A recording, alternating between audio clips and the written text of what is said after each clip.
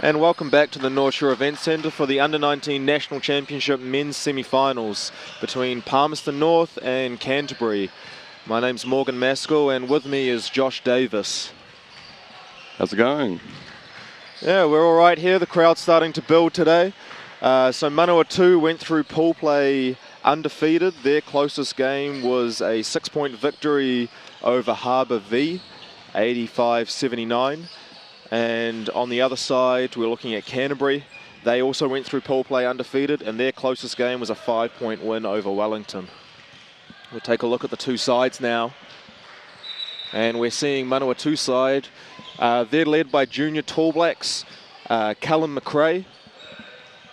They've also got Caleb Barrett, Cooper Boyce-Towler, Hayes Walker, Lachlan Scott, Matanurei Hapakno, Michael Welch, Nico Tangaroa, Oscar Oswald, Peter Wilkie, Rangimori Mita, and Tama Famosili. Head coach Tia Tamata Frost. And for Canterbury, we have Ben Harris, Fletcher Arnold, Hamish McDonald, who's been a New Zealand rep this age group. He'll be a good player tonight. Hayden Collier, Isaiah Harris, Joel Jeffrey, Max de Geese, the sharpshooter, Max Darling, the transfer from Tasman, who's also will be a dominating physical presence today, looking to rock the rim, I'm sure. And then the big marquee name is Quinn Clinton, who's recently signed with St. Mary's in Division I American college basketball, and they're a big-time sort of repeat NCAA tournament appearance team, and that's a big moment for him. And they've also got Sean Kelly, and the coach is Glenn Lang. Yeah, so a lot of great players here in this game. As Josh alluded to, a lot of junior Tall Blacks, a lot of guys that have either signed on to Division I colleges or are about to sign on to Division I colleges. So a lot of talent, and we're getting to the tail end of the tournament, and we're going to see these great teams go at it. One of the key battles today will be between Manawatu's 7-foot behemoth Callum McRae and Max Darling. Max, of course, is a good 8 inches shorter, but his width and his force that he has in his game will be huge for Canterbury as we see the team shaking hands and lining up for the tip to start the game. Starting for Manawatu, we see number 32 Cooper Boyce-Towler and 00 Oscar Oswald starting at the 3 and 4. We see Tama Famosili and number 11 Hapak now starting on the wings, and Hayes Walker at point. And for Canterbury, we have Max Darling, Max de Geest. Who else do we have there? Quinn Clinton, of course. Hamish McDonald. And there we go. Straight away, easy basket for Canterbury. And again, that matchup inside will be huge. Max Darling versus Callum McRae. Very an interesting contrast in styles, completely different athletes. And here we go. Yeah, see Quinn Clinton, the St. Mary's recruit, with the ball now. He's put a lot of muscle on over the last year. Yeah, absolutely. And he's been playing NBL basketball for the last 2 years That'll now. make the difference. That'll do it. Oh, absolutely, with Canterbury Rams, as we see Max de Geese get off the three-point shot there. Doesn't fall, but he's a sharp shooter to watch out for. Hamish McDonald, he can put the ball in the basket, that is for sure. That is something that Manawatu will need to watch out for today, as Manawatu look to get into that early breakers transaction. Oscar Oswald. Beautiful, beautiful pull-up mid-range. He's got the whole offensive arsenal. He can shoot from three, he can take it to the hoop, and he's got that in-between game. He's someone Canterbury are going to have to watch out for.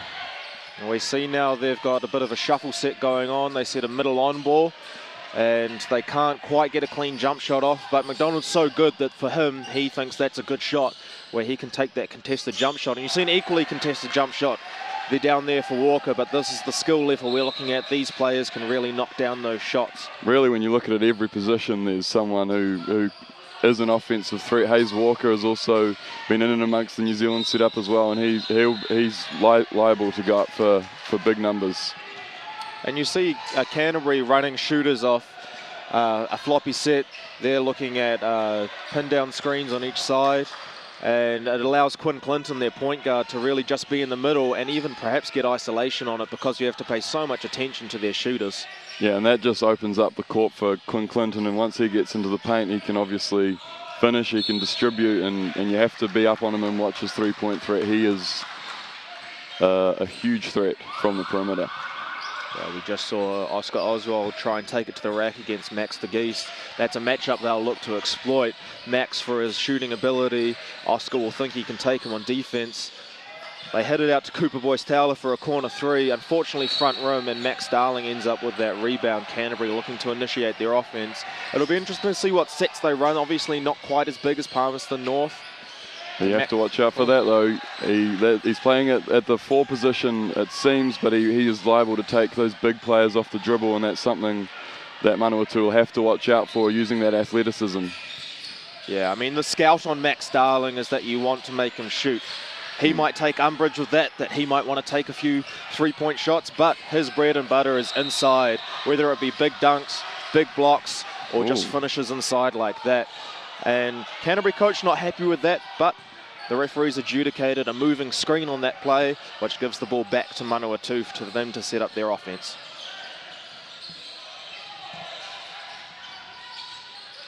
We see Hayes Walker bringing the ball up. They reverse the ball via Cooper Boyce-Towler. Oswald frees up off that screen for a three. They're not shy, are they? They are going to let it go from the perimeter. They're going to get up and down, and they're going to look to really get those shots up. And they're running that breaker trans offense right now as Collier hands it off to the Geest. And now they're in the hands of Quinn Clinton. Middle on ball with Darling, late shot clock. And he's going to take that, and they're going to live and die by that. Good they're not going to be sorry about Quinn Clinton taking a shot off the dribble like that. That's his bread and butter, and he's got the green light at this level especially. And it's great for Canterbury. You see they're putting shooters around him, Hamish McDonald and Max de Geest. You can't help off those shooters, because the minute you help off those shooters, Quinn has the basketball IQ to make sure that they get hit. As Hayes Walker pulls up the three in Hamish McDonald's face, putting Manawatu up 9-6 on the early goings of this game here. And that's the second time they've done that. They've just given it to Darling, and they've just had 4 out and let Darling try and take his man off the dribble. Canterbury obviously have taken a look at the defense of Cooper Boyce-Towler and said, I don't think that any of their players can defend Max Darling going to the rim, because he's just that strong. And again, having all those shooters around him as well is going to give Max Darling lots of space to take it to the hoop as Oscar Oswald splashes the three. And they're going to have to watch out for that. Both teams have very capable shooters. Speaking of which, you see, Max de Geest, he's not shy. Misses. No, none of these kids should be shy shooting a three if they're left open. And right now we're seeing both defenses not really fighting through these screens that well, and they're leaving these shooters open. As we see Oswald again with space to shoot, chooses not to take it this time. And they give Falmasili space to shoot this time. Dances on the rim and misses.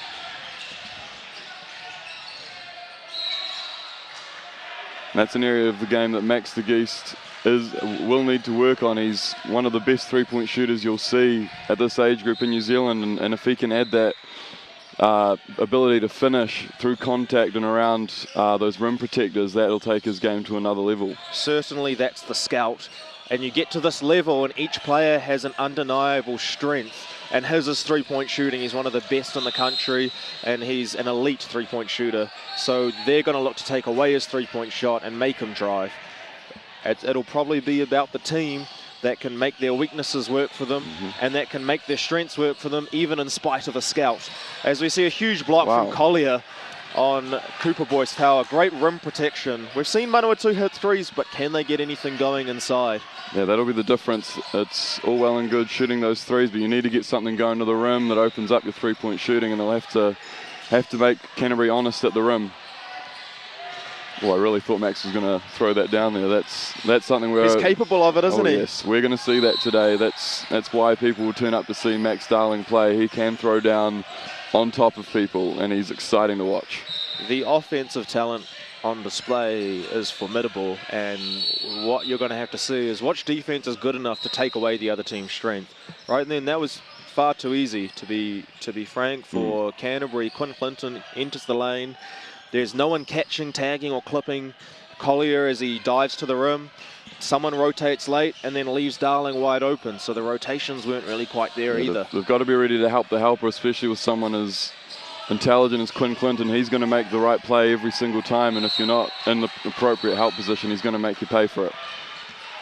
You see, as we saw Oswald go to the rim there, and he's one of the players that can shoot it and go to the rim and play defense, which is why he's so valuable at this level. And he's getting so much cannot let that interest. happen. Again, it's helping off those Canterbury shooters. That's a problem. If you're allowing that dribble penetration and you're having to help off those shooters, that's where you're going to be in trouble defensively. Collier once again showing that he's capable of protecting the rim with his length, forcing Hayes Walker for a tough shot, but he's adjudicated to have made some contact, and we'll see Hayes Walker go to the line for 2 shots. It's an interesting one from a coaching perspective. The scouting report would have been make sure Hayes Walker doesn't go to his left. So you're gonna make sure if you want to have your court time, you're going to make sure that Hayes Walker's not getting to the left, because you're going to get yanked pretty quickly if you allow that to happen. Yeah, knowing your scouts as you get to this level, as you get to the college level or the NBL level, very important, as we see Walker knock those down. We're seeing the entrance of Rangimarie Mitta now for Palmerston North as Hapagno sits down, and an errant pass there from Canterbury, and that's really the first slip-up there for Canterbury. We're seeing a really good standard of basketball. The first turnover of the game 7 minutes in for Canterbury. It's excellent offense as we see Walker initiate an on-ball screen with Boyce Towler, and he's a great on that pull-up jumper. Be interesting to see what kind of look Canterbury want to get now. It's been interesting to see Quinn Clinton sort of warm his way into the game. I'm sure he'll be a lot more aggressive as the game goes on. Running a little horn set now, so Canterbury's got 2 bigs at the top on the elbows extended and allowing their point guards to come off that. And you see Max de Geese got a very easy drive but wasn't able to finish. An excellent pass, dump-off pass from Mitta to Boyce Towler, but he's not able to finish amongst heavy traffic. McDonald gets open for a 3. Canterbury will be very happy with that shot. And you see Coach Tamata Frost is not happy with his team's defensive transition, giving up a wide-open 3 to a known, capable 3-point shooter in junior tall black, Hamish McDonald. No, you don't want to give those open transition 3s. As the game expands to a more modern style, especially at youth level, you're sort of taught to protect the rim in transition, but once you get to this level, under 19s, high school, college, you need to be able to find those sharpshooters in transition. Speaking of which, there it is. What we saw just then is McDonald caught the ball in the corner. He was quite open, and no one carried a hand on him, but he found Quinn Clinton, and Palmerston North also didn't carry a hand on him either. You've got to have hands up on a shooter. You've got to know that they're willing to shoot, and you need to take it away from them. As we see Mitta in the middle, he swings the ball back to Walker under a lot of pressure from McDonald. 2 seconds on the shot clock. Walker pulls up. Clinton pushing in transition now. So much control. Oh, you don't see that very often from Clinton, but he sliced through the key very easily and had the smarts, not to sulk about his miss, but to get in the perfect position for the offensive rebound, which he got, put it back in. And you even see his sense of timing and poise in transition, not necessarily sprinting, but weighing his options, hesitating, making the defense go look for other people, and then finding his driving lane. He's such an intelligent, high IQ basketball player. As we see Mitta miss a 3 there. Mitta has moved up to Palmerston North from Wellington over the last year. So he was a Wellington under-19 rep player in previous years, one of their key players. And this year he's going to Palmerston North Boys High School, so adds yet another guard for their arsenal as they look to go 1 better than last year. They finished 2nd last year in the Secondary School National Championship. And they're going to try and go first place this year. As we see Canterbury get an inbound pass, Collier setting a middle on-ball screen for de Geest. And Clinton has the ball up top now. And this is a safe bet if you're ever in trouble offensively. Just get Quinn Clinton in a high on-ball and then go to work out of that. They really had nothing going there, and not a lot of player movement, not a lot of ball movement, but get the ball in the hands of your best player. That's a proven recipe for success. What was that you were saying on the scouting report earlier about Hayes Walker? I think he goes left. I'm thinking he goes left. And that's the thing when you get to this level. Maybe you know what they're going to do, but can you actually take it away? Are you capable of taking it away? And Hayes, a very quality player, been in the New Zealand system a lot. People know he wants to go left. He can still go left on you.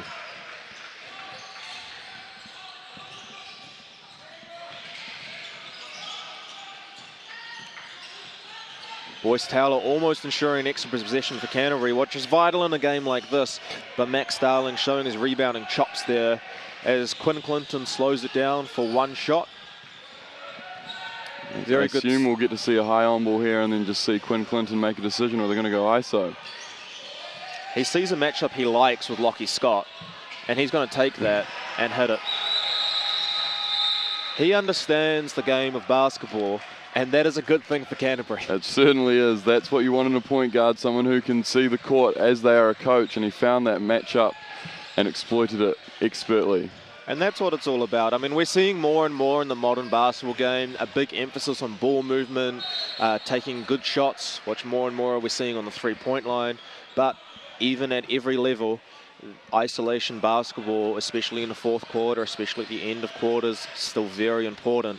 And that a lot of that is involved in just moving until you get a matchup you like. That's what most of the game is now. Use that pick and roll, wait till the defense switches, and then try and find that mismatch that you think you have the best chance of exploiting. And as we've said, with all the prodigal talent out there offensively, that's a matchup he likes. Lockie Scott playing him. As we see in the Palmerston North huddle now, Coach Tamata Frost really urging his troops to be a little better defensively. I mean, you got to say it was a little easy for Quinn Clinton that quarter. They didn't really make anyone do anything they didn't want to do. Everyone was able to just pick their preferred option and do it. So their defense has really got to step up. The other thing you can say about Palmerston North is they shot the ball well that quarter, but can they get inside and finish against Collier and Darling? Yeah, that'll be the key for them, because they have resorted a bit, other than a couple of Hayes Walker drives to the rim, they haven't really been able to get that penetration and get into the teeth of the defense. If they can get to the hoop and finish over Darling, then that opens up the rest of their game. Another interesting factor, Callum McRae is not yet to enter the game, and we're one quarter into the game, and so that is, I don't know if he's injured or if that's strategy, but that'll be an interesting storyline going forward. Yeah, that's right. I mean, McRae's a very interesting player. I mean, he's always been very big, which is valuable in the game of basketball, goes without saying. But he's not always been the most effective player. He had a breakout performance in the final last year in the secondary school nationals. Had one of the best halves of his life. He's the second coming of Shaquille O'Neal.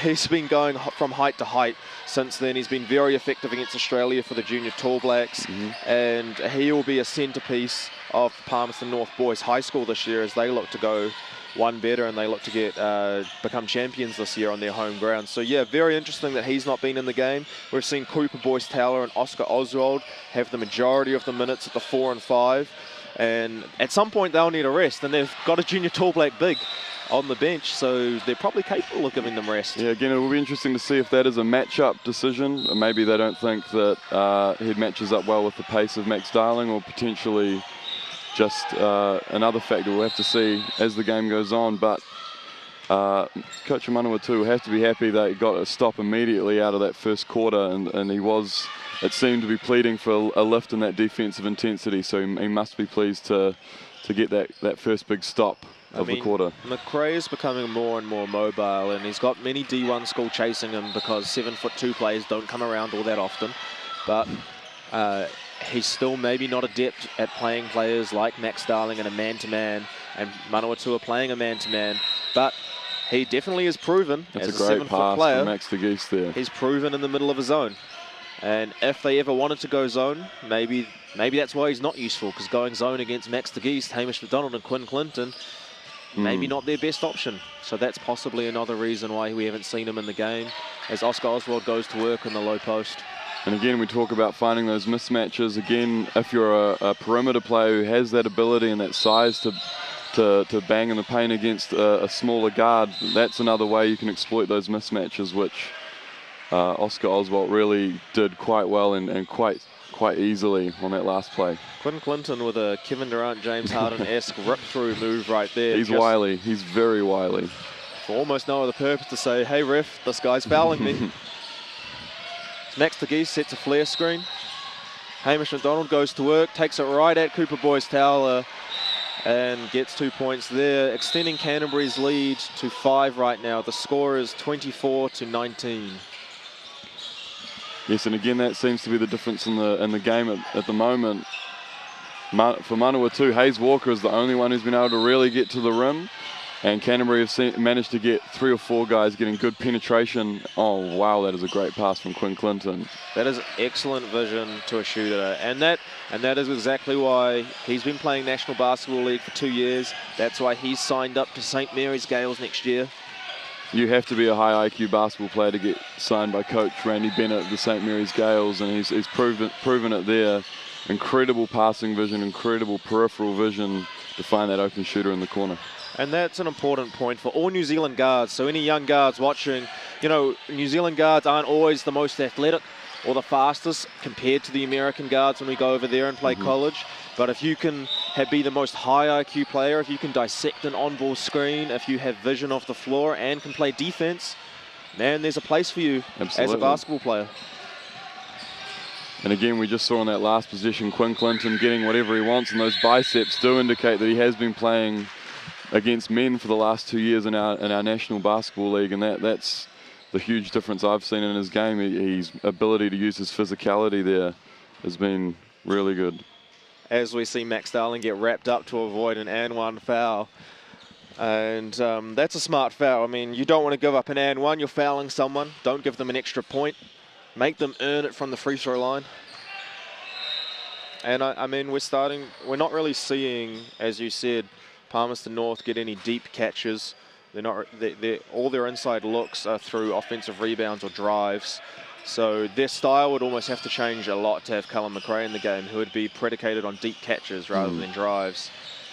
And we're seeing Falmasili trying to drive the rim, nowhere to go, gets kicked out to Oswald. Oswald sees a big gap, and that is far too easy for the Canterbury defense. Someone needs to step up and help. Yeah, that's too easy, especially if someone of Oscar Oswald's caliber, just to have no rim protection whatsoever there. That's not ideal. All the offense really coming from Oscar Oswald and Hayes Walker to start the game. That's a nice pass from Oscar Oswald. Perfect pass for the situation. Any young players watching, you know, maybe perhaps under 15 players watching. Perfect wrap pass to avoid it getting tipped by the defense. And a great job by Cooper Boyce Towler to run the rim as well. You always want that lead big to get out in transition, get to the rim and try and find those easy opportunities. Yeah, he was in the right place. If he didn't get past the ball, he had sucked his defense away from the other players. If he was in the right place, just like he was, and his defense wasn't there, he got a layup out of it.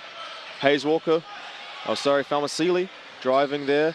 Nice outlet pass from Quinn Clinton, and McDonald forces Oswald to get a foul. Oswald knew it, avoided the and one by making sure the foul was nice and physical. Yeah, they're using their physicality quite well here, Canterbury. They're using their perimeter threat to get the defense to close out at them and then attack the rim nice and aggressively, getting their shoulders into the defender and trying to finish through that. So that's again, appears to be the difference so far. Canterbury being really physical, getting to the rim. He misses the second shot there. We see Oscar Oswald with that rebound. And Manawatu going to initiate their offense. Falmasili.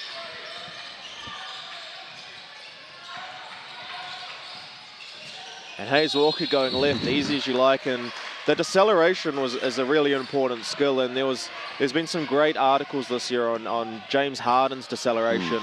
A reason why he's so effective in the NBA is we see Hayes Walker use the exact same skill there, and McDonald, who was on his tail, just couldn't slow down at the same rate. Easy foul.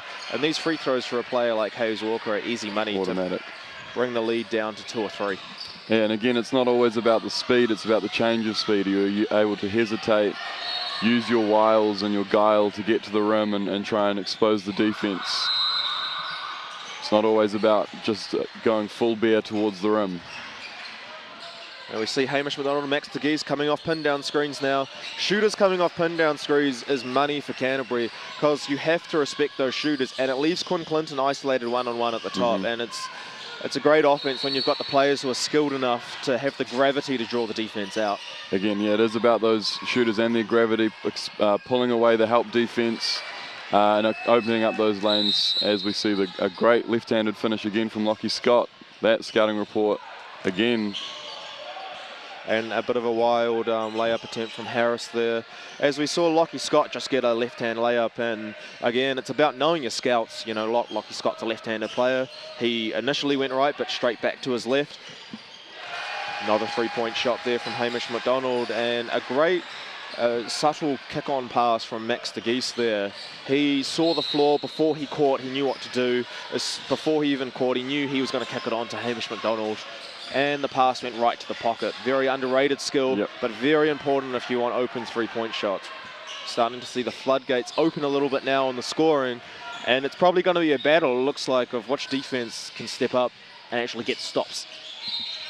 It's a simple game, really. Getting stops in a row, preventing the other team from scoring is a huge key. And see Ben Harris earn some shots at the line.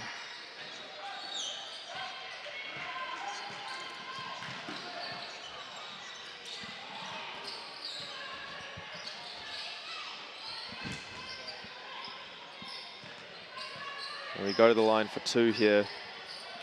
Again, interesting little lineup we've got on here, as Boyce Towler's taken a break from Manawatu now. So they're utilising small ball. We see Oscar Oswald at 6'5" is the biggest player on the floor right now for Palmerston North. Manawatu death lineup. We'll see if they can hit some three-point shots out of this. And maybe they're opening the key up, using their shooter's gravity to try for some drives. Hayes Walker on a step-back pull-up. I'm not sure coach would have been super happy with that. They haven't had a good shot in a while, it feels like, and maybe they would have liked to run a bit more offense and find a bit more of an efficient shot. So if you're Canterbury, you've got Max Darling on the court, they've got small players on the court. That's probably what you want to utilise. But that's handy too. Hamish McDonald says, no, no, we've got three-point shooters and we are just going to keep shooting. And he's right. It's hard to argue with. The junior tallback backcourt pair of Quinn Clinton and Hamish McDonald, who I don't believe have been subbed yet, are very effective and very capable three-point shooters. Max de Geese asking for a middle on ball. And now they're going to exploit that matchup, as you said, for Max Darling, and that's what you're going to get. There you go. and that's it. And that's basketball at this level and beyond. Where's our mismatch? Okay, let's get him the ball in good space and good time with a good pass so that we can utilize the mismatch. Max Darling gets a dunk out of it. Easy as you like. Smart basketball by Canterbury, and then soft defense from Canterbury on the flip side. And it looks like they're just going to go to that same thing. Quinn Clinton's just saying, Max, there is a small guard guarding you. And that's hard to argue with. That again, you're going to have to send more help. And Coach Tia Tamata Frost looks at those last two possessions and goes, we have a 7-foot player. Please go in the game and stop that from happening. Go in there and be big, please. Yeah, and tough shot there from Oscar Oswald. He did have Lockie Scott diving. Quinn Clinton calling for the game to be slowed down. He's going to get the ball. He's asking for an isolation. He's telling all his guards to get out of there. Saying, give Max the ball. Max will go against a bunch of guards, another dunk, and that's really soft defense. I mean, they need to at least foul him. They need to try and get him off the position. They get the ball out of his hands, swarm him, try all three of those guards made a business decision just then. I can't say I'd do anything different, to be honest. That does not look like fun. Well, that's why we're up here. Exactly. None of us would play on the same court as Max Darling. No, not voluntarily. Because he would dunk on top of our heads. Oh, yes. Oh, great vision from Quinn Clinton. Oh. That's unfortunate that Ben Harris couldn't finish that, but Quinn Clinton sees the game in slow motion. Hayes Walker going left, wide open three-point shot for Oscar Oswald, easy as you like. And Quinn Clinton's frustrated his teammates for that possession, and it can't be that be that easy. No, I think he was frustrated. It seemed like Canterbury were going to go on a bit of a run there, and to give up such an easy release valve three for Manawatu, I think that would be quite frustrating for someone of such high IQ. Ben Harris is an undersized forward. He can't be more than 6'2", and he's doing a great job in there. Yes, despite the fact that Oscar Oswald just blocked him into oblivion. He's doing a great job, got a second possession for his team, despite the fact he really has no right to be getting an offensive rebound. And again, it's a corny... wide open three for Oswald. Oh, there we go. And that's smart basketball. Drive, draws the help. Again, the value of seeing the floor. They caught it in the corner, knew instantly, players running at me, I'm kicking it on to the next player. High basketball IQs, understand the game, experienced players. DeGeese shot a three the last 2 times, chose to attack a closeout this time. Needs to add the kick-out pass to his game. Quinn Clinton was wide open in the corner there, begging for the ball. You have to wonder why the ball wasn't kicked to him. But clock not moving with 13.4 remaining in the second quarter. And again, it felt like Canterbury went on an extended run for 2 or 3 minutes there, and those 2 threes from Oscar Oswald, and it's just back to a 4-point game. And here, now you're going, okay, we know what this game is now. We've spent a half in it. It's a close game. Canterbury's running 6 guys. Quinn, Hamish, Max have been on their court the entire half. Meanwhile, Palmerston North, I'm pretty sure it's just Oscar Oswald that hasn't been subbed. The rest of them rotated. They've been rotating through. What team's going to be fresher at the end, you think? Exactly. So again, that would indicate that Manawatu would look to push the ball in transition, look to exhaust those the Canterbury with such a short rotation, and maybe again that's something that we're going to see more of in the second half, getting out in transition, trying to tire out those Canterbury players. And for all we know, that could possibly be part of the game plan. Let's get up and down, let's get a small lineup out there, let's tire these lads out. Quinn Clinton, pull-up three with 10 seconds left in the second quarter. Questionable shot selection because now Palmerston North have 4, 3, 2, 1 to put a shot up. Wow, huge momentum play for Manawatu at the end of the half there. So you don't really want to take a shot with 8 seconds left in the second quarter like that, because what's going to happen is Manawatu is going to get the chance to shoot. They did get the chance to shoot and they converted. It's a possession basketball game. If you could have limited the game to just one possession, or the half to one possession, which would have been yours, and it's better to just play that clock out. And we're at halftime here at the North Shore Event Centre. Under-19 men's semi-final. Canterbury 46, Manawatu 44. We're in for a huge second half, so stick around and we'll take a break and see you shortly. High basketball IQs, understand the game, experienced players.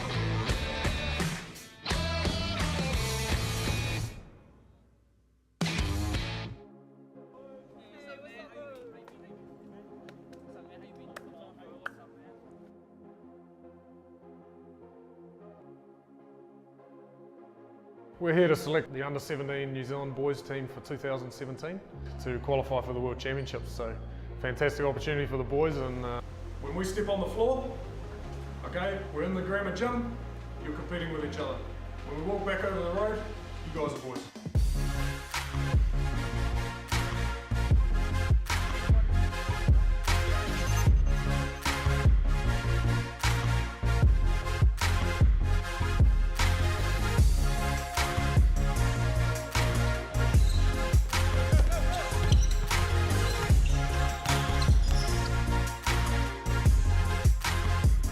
So on court, they're understanding defensively the pressure they need, offensively the structure and the discipline that they need, and then off court being taught how to manage your body.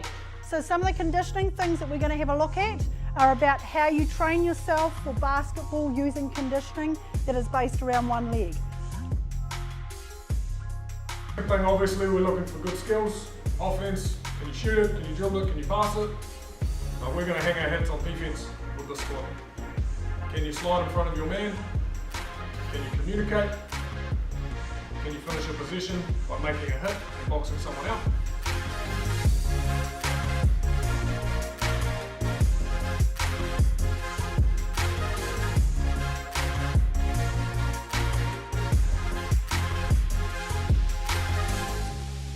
If I gave you a challenge to go out and educate yourself about family violence, it's the same with us. But not because it's depressing, but because you want to be a better man, you want to be the best man you can be. You know, it can be a little bit awkward to talk about these things, but hey, everyone's doing it, no one's talking about it, and that's what part of the problem is.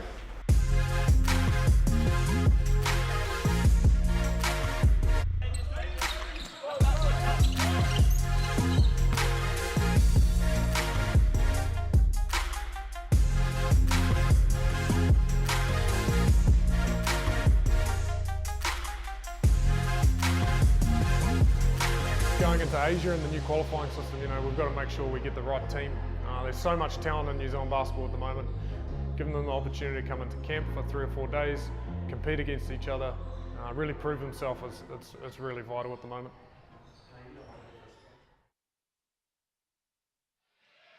And welcome back to the North Shore Event Centre. We're ready for the second half of action in a very exciting basketball game between Canterbury and Manawatu. The score is 46-44. Canterbury with a slight 2-point advantage over after going on a little run. It'll be interesting to see if that momentum that Manawatu got in the last 2 minutes or so will extend to this half. They really went on quite a good run.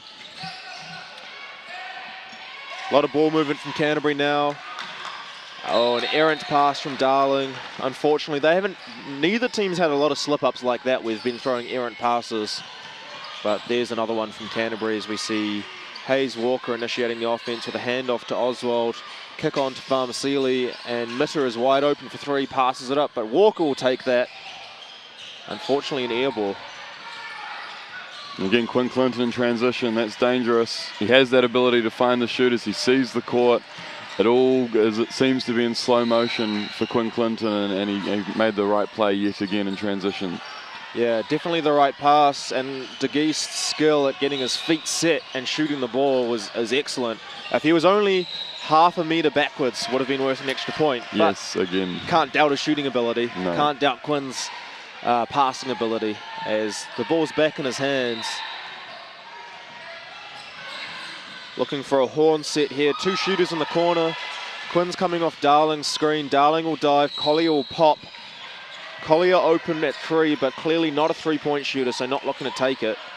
And we do have Callum McRae back in the game, was the big sort of talking point of the first half, and it'll be interesting to see if Manawatu look to exploit any potential mismatch that Callum McRae poses. You know, you think with Collier in the game, McRae has someone that he can guard. And the man-to-man, they're sticking with their man-to-man. Yeah, Collier's not a 3-point shooter, so McRae, even in a man defense, can really camp underneath the hoop. There's no defensive 3 seconds in the international game. Great pass from Quinn Clinton right into the shooting pocket. And we're seeing McRae's value already. Since McRae's been in the game 2 minutes now, Canterbury haven't got a single second shot. They've had they're 1 and out every time. Farmasili, great drive, great kick out. Great ball movement by Palmy. Great cut. All 5 players just touched the ball without a single dribble. And that's unfortunate. That's all you can ask for in that That's a good position. look. You just got to move on to the next play. That's a perfectly good look. They moved the ball. They got it in to Callum McRae, and he was nice and patient, and they found a good shot, and you can't be unhappy with that. Hasn't been a lot of transition opportunities available for either team. Transition defense has been very good, and Collier Again, says that rim protection. no. Yes, he was not letting him in there. That's fairly aggressive. That's always the thing that really caps off your shot getting blocked at the rim, is when it hits you in the head and goes out and the other team gets the ball. That's no fun. Yeah, players will have to move on now. Ball in their hands again. Still a 2-point game, and they're looking to exploit a mismatch, but this time there's a 7-foot player and help. Great cut from McDonald, and Oswald and Walker were caught sleeping on the weak side as McDonald just walks through the lane, and an excellent pass from Darling for a Canterbury layup to put them up 4. Great instinctual play there from Hamish McDonald. Seeing the help defence, wasn't paying attention, couldn't see man and ball. Great cut off that interior play. Great kick-out pass from McRae. What great vision of the floor to hit an open 3-point shooter the minute before he catches. These players, the way they're playing the game, are a great example to any young players watching. Their vision, their unselfishness is really good. As we saw in the last possession, McDonald back cut. As soon as his defender lost sight of him, he back cut. And he finished his cut, whether or not he got the ball. And he ended up getting the ball and scoring a layup. As we see another errant Canterbury pass. It does feel like the tide has turned a little bit here. It seems like Manawatu does have that momentum, and they'll look to capitalise on that now and get the lead and get a bit of that mental advantage. And they ran through a lot of screens there to get Walker matched up with De Geest, which is the matchup they want, and De Geest managed to draw a foul. Walker managed to draw a foul on that penetration. And again, that is that scouting report you want to follow. You don't want Hayes Walker getting to the line. He's an efficient free throw shooter. Usually, of course, commentators curse there, but usually he's an efficient free throw shooter, and you don't want him getting to the line. That's going to be automatic points. Of course, he misses both of them as I say that. So there's a lot of college players out here on the floor, future college players. We have St. Mary's, Quinn Clinton. Max Darling was definitely generating a lot of college interest. And we're sending more and more players to college in D1. For instance, Tucky Tharenson's off to Portland, and he was a key member for Auckland Grammar, leading them to a top 4 finish last year. Lethal scorer, drops 30 or 40 points a game. A lot of players coming up in this next game as well, this next semi-final between Auckland and Waitakere, that are future college prospects as well. As we see one of them now, the St. Mary's commit, Quinn Clinton with the ball at the top of the key. And again, they're looking to get that off-ball motion and then letting Quinn Clinton make good decisions. And again, that's a pretty good look. Hamish McDonald for the open corner 3. You can live with that.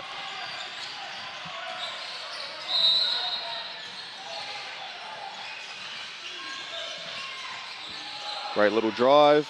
A good duck in from Callum McRae. You want him to finish that. Great off-ball movement, working tirelessly on the O boards. Just misses that and one play.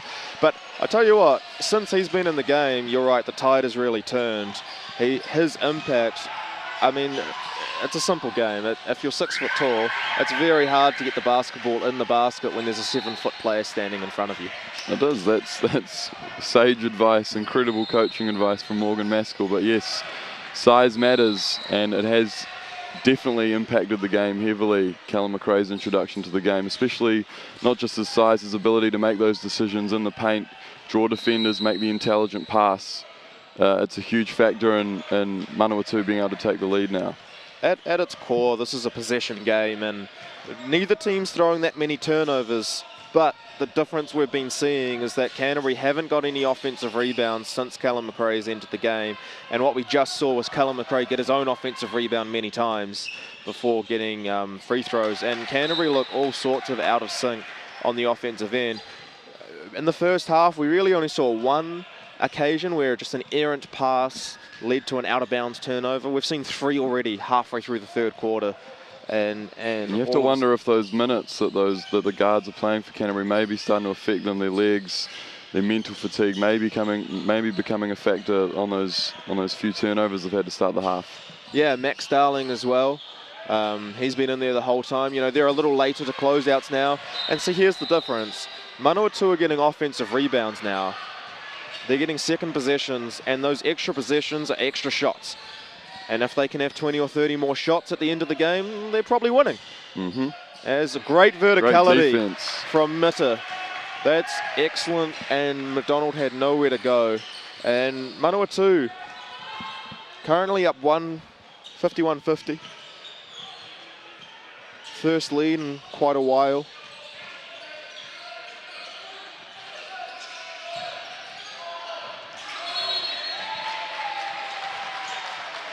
And they've drawn a foul here, so they'll get the ball back with 14 seconds left on the shot clock. 3.5 minutes left in the quarter.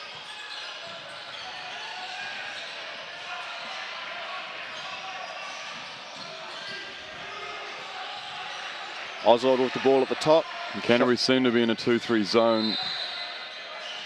Yep. They find a great pass for Hayes Walker in the corner. Great look again. Collier with an excellent box out And there. Quinn Clinton in transition. This is dangerous.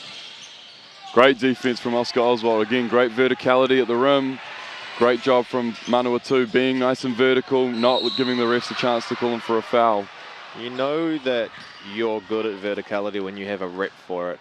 And Oscar Oswald came up with huge plays last year in the secondary school national final just by being vertical. You know, gets up into the area, he's an athletic player, and he's got great rim protection. So when you have a guy that can play 3-4 and protect the rim, along with your 5-man that's 7 foot tall, it's going to make it really hard for these Canterbury guards who are starting to look more and more tired as we see another turnover from Canterbury. And again, Oscar Oswald, he has made a name for himself as a versatile player, 6'4", 6'5". He can do a bit of everything and shoot the ball, can penetrate, and again, that defense and ability to use his length at the rim makes him a really handy player, especially when you go into those smaller lineups. Yeah, 100%. Great little hook pass there to Oswald. Great ducking from McRae. He's gone to the right-hand hook. He's known for his left-hand hook, so I mean, he's adding that versatility to his game. When he's in there, they're running like a high-low set for him to duck in. And great ball movement from Canterbury, just couldn't get the finish from Max Darling. Great rebound from Max Darling. Unfortunately for him, he thinks he was fouled, but doesn't get a foul call on it. Loose ball, and De Geese comes up with it. Canterbury running in transition. We're seeing Manawatu look a little tired in transition, not being able to keep up with the play. You see Walker's behind the ball. McRae's not the fastest, but Canterbury didn't manage to convert, so all for nil. De Geese mismatch in the post. Easy as you like. Mitter gives up the foul. He's going to take away ground, and really you'd think McRae's got to step up and say, I'm 7 foot tall, I need to make this hard because my guard's mismatched against a very strong big man, and then everyone else is going to need to rotate. And again, it was just Collier in the corner that Callum McRae was marking, who hasn't proven himself to be a three-point shooter yet, so you feel like Callum McRae could have helped off of him a bit more and been a bit more help at the rim there against Max Darling, who's a handful one-on-one. Yeah, 100%, and that and one play gives Canterbury the lead back. Great duck and play there, a little miscommunication. Falmasili stops playing. Oswald tries to save it to him. Quinn Clinton in transition, kicks out to an open Max De Geese, easy as you like. Unfortunately doesn't miss, but you can't doubt the way they're playing the game right now. That's great basketball. Again, Quinn Clinton in transition, that's a nightmare, that's a handful, especially 3-on-2, and you've got those two shooters who can find corners. That's hard to stop. McRae on his left hand, and Collier has no option but to foul him. And his insertion of the game has been a real impact here for Palmerston North.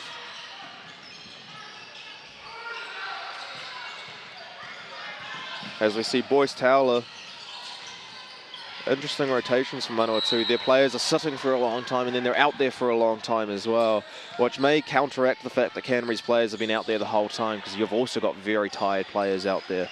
As Cooper Boyce Towler, he's been sitting since the second quarter, but he's now going to come back into the game.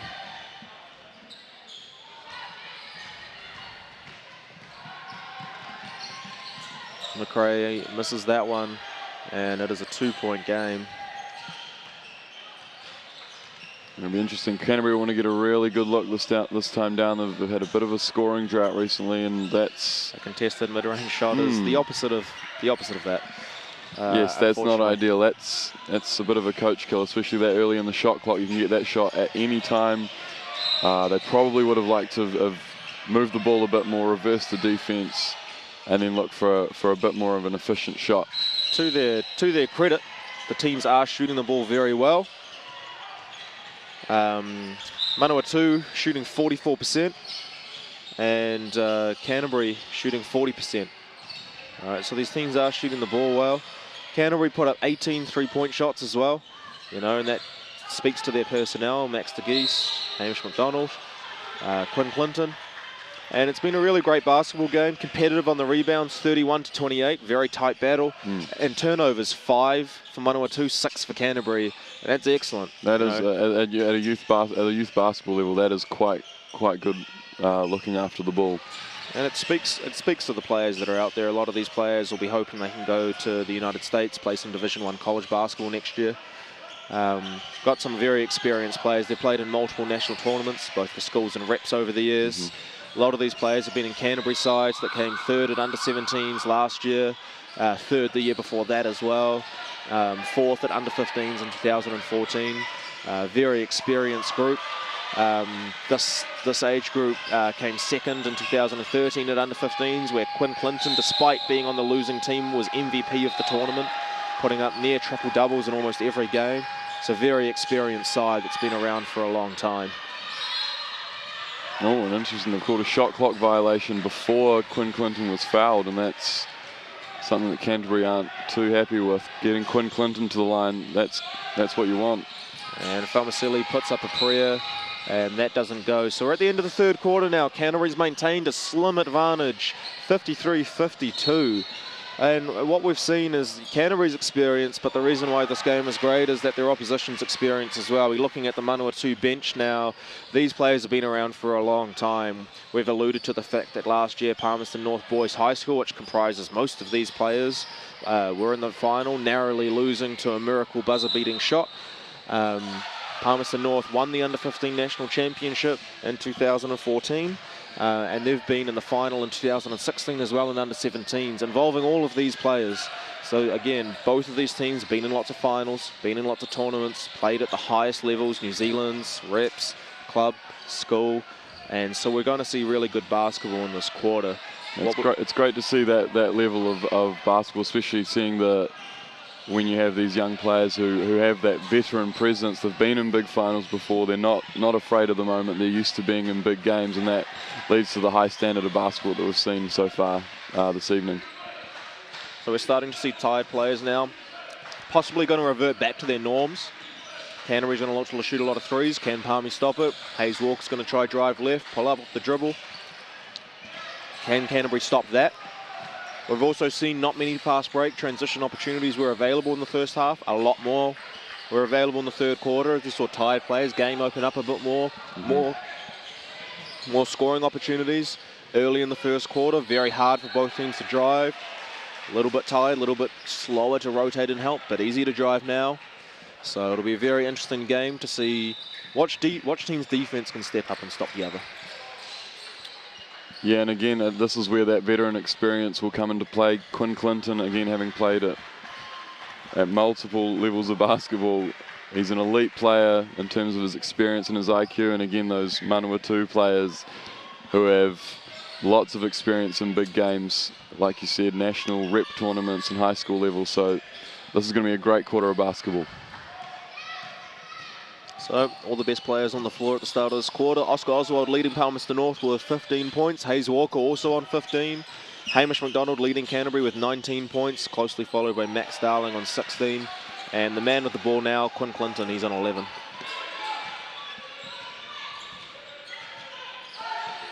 Max Darling taking in the post against Boyce Towler and McRae. Collier for 3, shot clock winding down.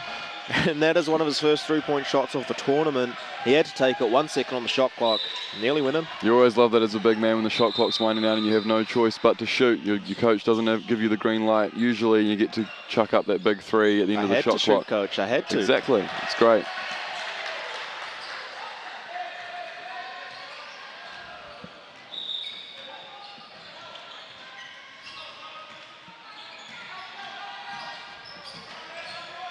See Quinn Clinton with the ball coming off the screen. Collier thought about another one. He's a 3-point shooter now. Quinn Clinton, McRae showing on that screen really effectively. Clinton thought he could thread the needle to Darling at the dunker spot, but couldn't quite get there. Tipped. Canterbury ball still. Canterbury ball on the baseline. DeGeese, Collier wide open. DeGeese realizes a second late, gets him the ball. Collier can't finish. He's going up. Again, McRae. having Callum McRae has been the difference again, meeting him at the rim. Oh, and that's tough again. Max Darling, it's hard to finish over him at the rim with that athleticism and length. That is pretty. That is good basketball right there. There's not much more you can say about that. That is beautiful. He realised there was a defender running at him, caught it at his chin and kept it high, did not dip a single inch and shot the basketball. You can say what you like about dipping versus not dipping, but in a moment like that where if you dipped you would get blocked, you need to know how to not dip. Yes, you see shooters like Klay Thompson, that high release, that quick release, that really makes the difference when you've got that defender closing out at you. Good little 1-2 between Harris and Collier there. Unfortunately, they did not convert. So Manawatu's grabbed the lead now. We have 8 minutes remaining in this match. Canterbury, long time between drinks, haven't won a national title in many, many years at the junior level. Palmerston North, they've won one title in the last 5 years, 2014, under 15 national championship.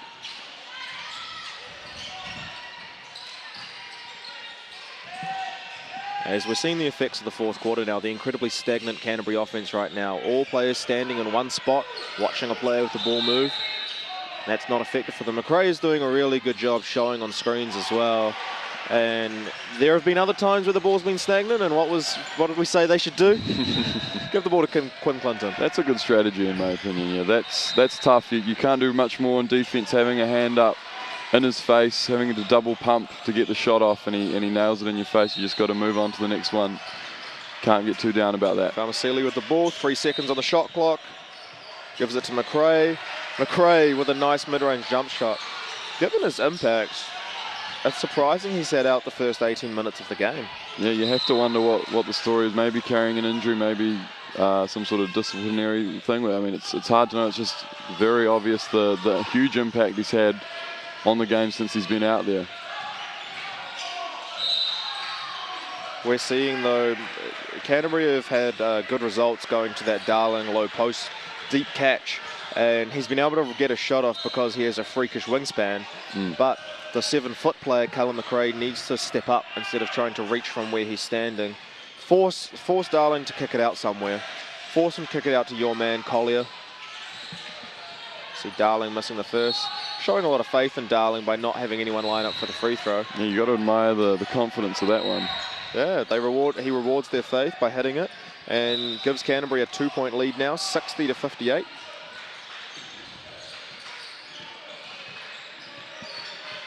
Canterbury have had a lot of success since they switched to a 2-3 zone. Oh, that's a great pass. He was open for a good couple of seconds beforehand, but once he saw McRae there, he made an excellent bullet pass that was impossible to tip off, and they had no choice but to foul McRae. Although, if he passed the ball a few seconds earlier, perhaps an open layup for McRae. And again, that is how you have to try and pick apart the zone defense, especially the 2-3. Try and find that. If you can get that the ball moving around, get those interior passes and pick apart the zone, then you might have to make Canterbury make a decision to get out of it, and that's how you beat it. I am thoroughly enjoying the confidence each team has in their free throw shooters. Is it confidence or laziness? I feel like it may be a combination of both. Do you think the players are not trying to get offensive rebounds on their own volition, or they're being coached to get back? I'm not sure. It's interesting. It's always interesting when teams do that, especially for players that, while they're good players, aren't necessarily easy money at the free throw line. Quinn Clinton from 3, feeling it. That's the impact of playing 34 consecutive minutes in a basketball game. Once your legs start to waver. And we're just saying hello to Josh's mum here. She's come to visit. Isn't that nice? Stand. She came and said hi to me. What a lovely lady. Oscar also just burns Max Darling, and there's no help side. Tying the game up at 60. Those legs, those Canterbury legs, have been out there for 3 players have played the entire game, and it's starting to really pay off here for Manawatu. Canterbury slow to move their feet. And we're seeing Hamish McDonald open for 3.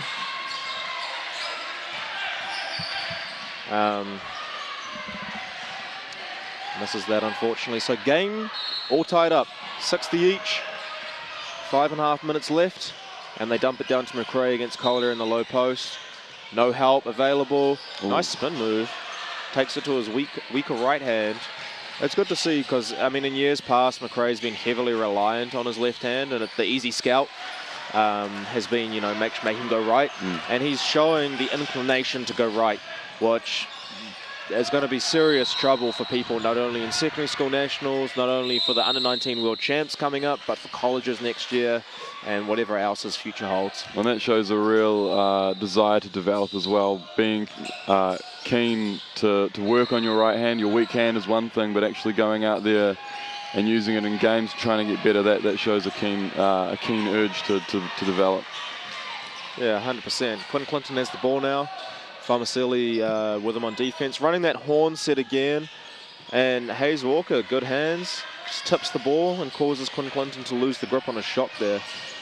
And as you alluded to before, Canterbury, 3 of their players have played the whole game. Ooh. But many of the Palmerston North players, Oscar Oswald's played the whole game. Callum McRae has played the entire second half.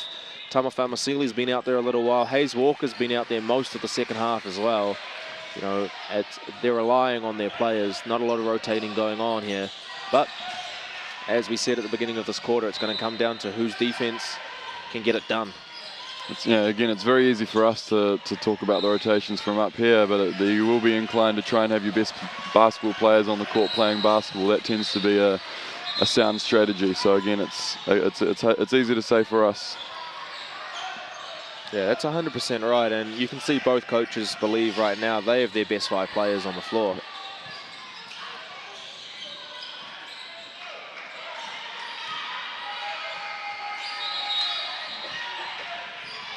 And we see Coach Tamata Frost wants a timeout. So he hasn't used the timeout in the second half, so he's got one to burn. May as well burn it. He sees a sideline inbounds play. It'll be really interesting to see because we haven't seen a lot. I don't believe there were many timeouts, if any, in the first half. It'll be really interesting to see what is Coach Tamata Frost there going to draw up out of the timeout for them on a sideline inbounds play. Yeah, it'll be interesting. Potentially some sort of cross-screen action to try and get Callum McRae a good look. They've got a couple of options, probably Hayes Walker also coming off an on-ball. They've got, again, good offensive versatility, as both sides do. It'll be interesting to see what they draw up. Yeah, there's a multitude of options they can do. The matchup they probably want is De Geest, matching up against one of their elite guards. Probably want to go at him a little bit, test him. Alternatively, you could say, let's try and tire out Quinn Clinton, their best player, by going at him, making him tired on the defensive end after he's played 36 minutes. You could try and take advantage of Collier and Darling's tiredness with a cross-screen action, like you said. So it'll be really interesting to see almost the first available after timeout play of the game.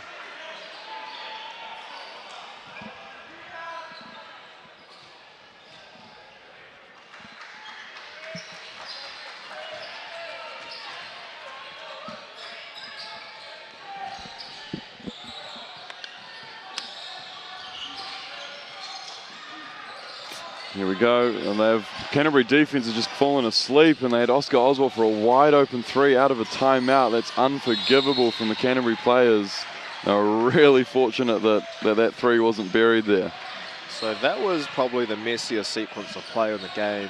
Alluded to the fact earlier that Canterbury came 3rd in under-17s in 2015, and very famous for a play for a game where they were up 18 with 7 minutes left and lost the lead to Waikato and ended up not making the final because of that. And we're starting to see errors that were present then sneak into the game here. It's always fun to see what will happen in youth basketball when a game is close and the pressure is on. A great finish inside there from Cooper Boyce Towler, and that brings it back to a 2-point game. Wow, and that's a huge shot from Hamish McDonald. You can rely on him to put the ball in the bucket. Sure can.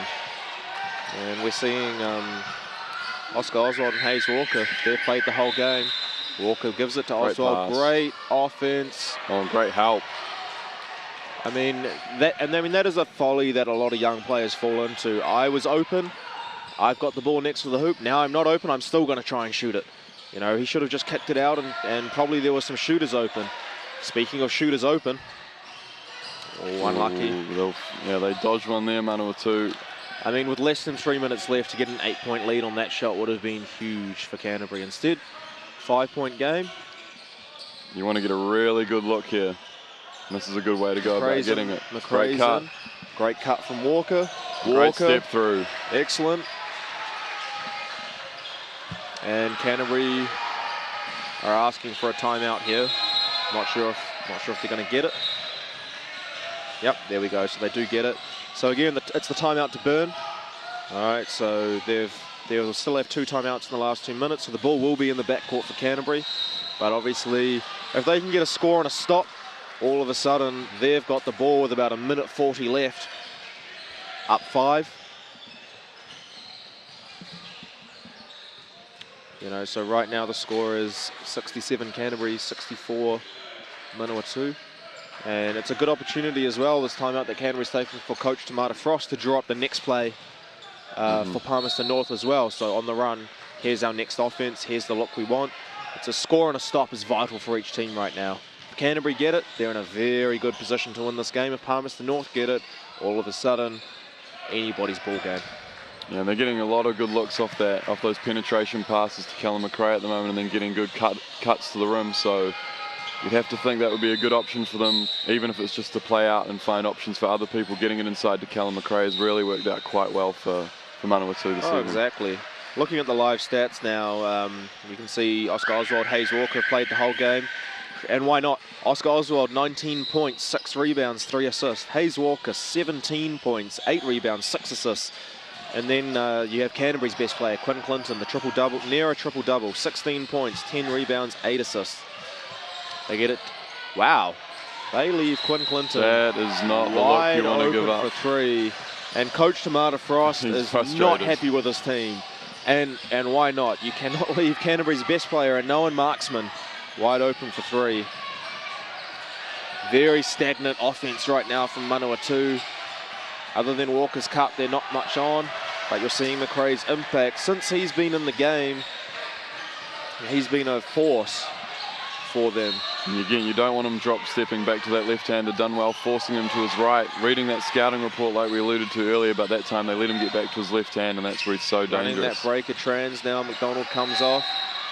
They're looking for Darling in the post. De Geese drives in and he's fouled on the dribble. So both teams only on 2 fouls right now, so both teams still a few fouls away from the bonus.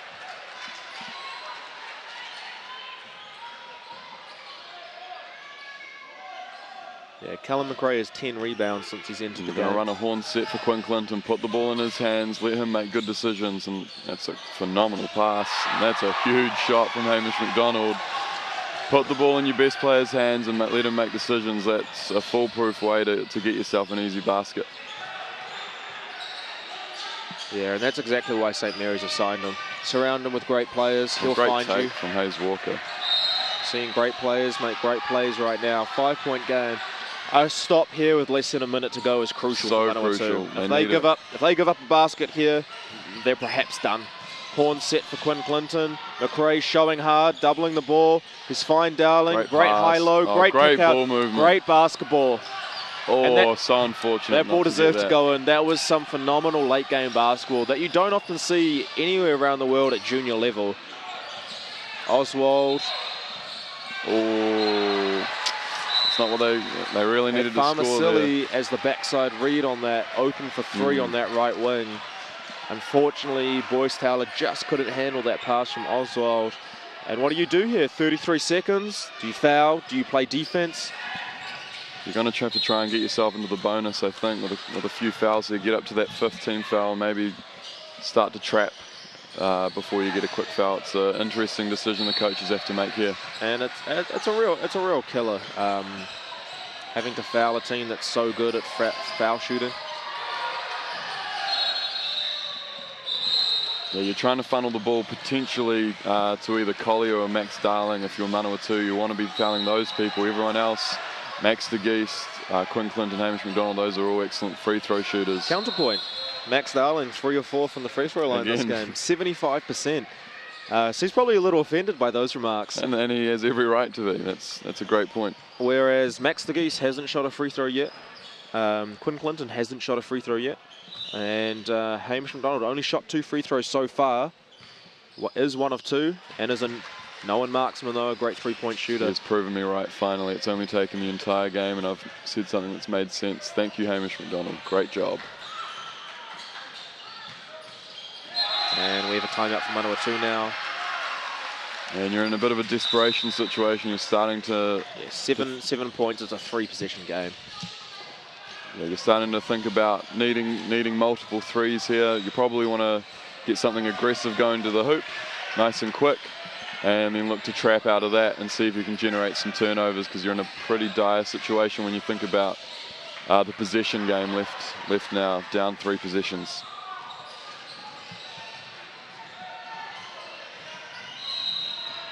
And again, for Canterbury, it's just about being smart with the ball here. Again, you want your best free throw shooters to have the ball in their hands, be nice and strong, not panic, not turn the ball over. Those are the keys right now.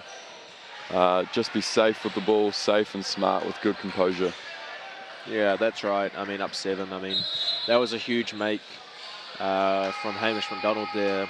When you're down by more than a possession late in the game, less than a minute left, you have to get a stop. And it's no fault of Manawatu. They were fine, they rotated, but big shot from Hamish McDonald.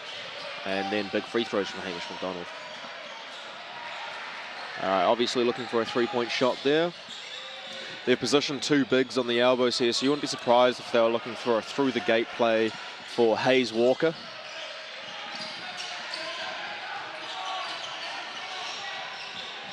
Wow, that's a big shot from Oscar Oswald. The game is over if he doesn't make that shot.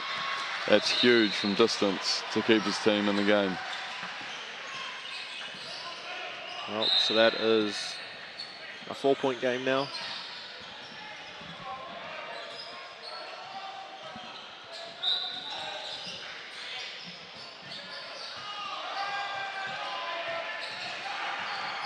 A bit of a debate as to whether it was a 2 or 3, which seems silly because it was the deepest 3 of the game so far. Absolutely, it seemed like he was in his own half there, yes, and they've finally corrected that. So Quinn Clinton, his first free throws of the game with 20 seconds left, up 4. Even if he misses both, still a 2-possession game. Of course, I'm sure everyone on the Canterbury side would much prefer he hit both of these. Call as you like, the net barely moves on the first free throw.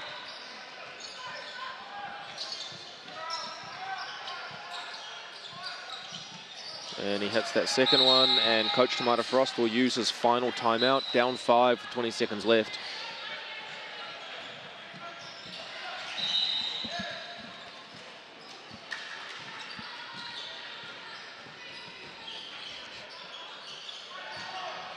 Yeah, so again, we're in that territory of Manawatu needing to find a 3-pointer here to bring it back to a 1-possession game, and then trying to foul and work their way, to claw their way back into the game here. But any more misses and you have to feel like the game's over for Manawatu.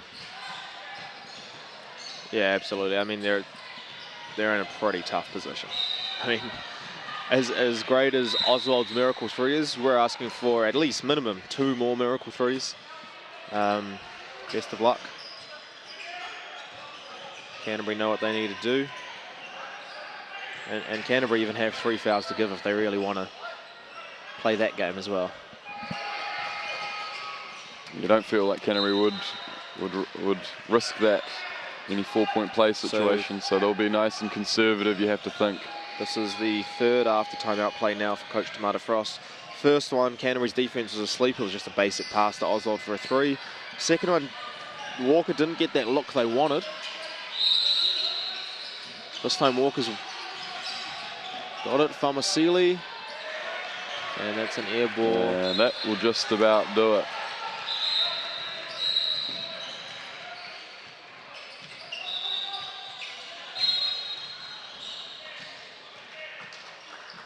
Bit of camaraderie there between the 2 junior Tall Black teammates, Cullen McRae and Hamish McDonald. Manawatu have been valiant in this tournament so far. I mean, they've gone through undefeated. They had a huge 6-point win against Harbour V. A good win against the other Canterbury side and a 50-point win against the Waikato Country side. And they were excellent this morning in their quarterfinal, which they played against Waikato.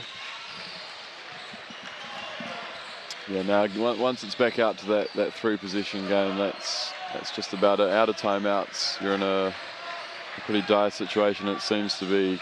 The players are coming to grips with that now. Meanwhile, you see it on their faces. For Canterbury, it'll be one of their first finals in the men's junior side of New Zealand basketball tournament since 2013, where they finished 2nd. In pool play, they lost to Auckland by 1. And Auckland is in the other semi-final that's next. They beat Harbour, beat Taranaki. They won their quarterfinal, and now 81-71. They have run out winners against Manawatu, and they'll be going to a national final, a new experience for a lot of these players. And from here at the North Shore Event Centre, congratulations to Canterbury. They are going to the final of the Under-19 Boys Championships, 81-79. Stick with us. Up next, 5:45 p.m. tip-off, Auckland versus Waitakere. Again, featuring a number of top players. It'll be a real great game. See you soon.